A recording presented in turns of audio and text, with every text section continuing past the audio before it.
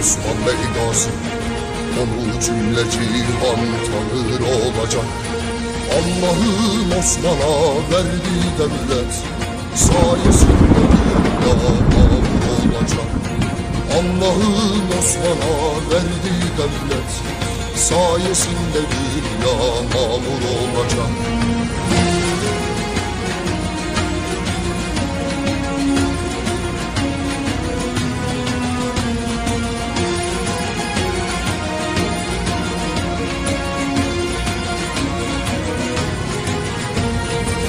Hey maşallah.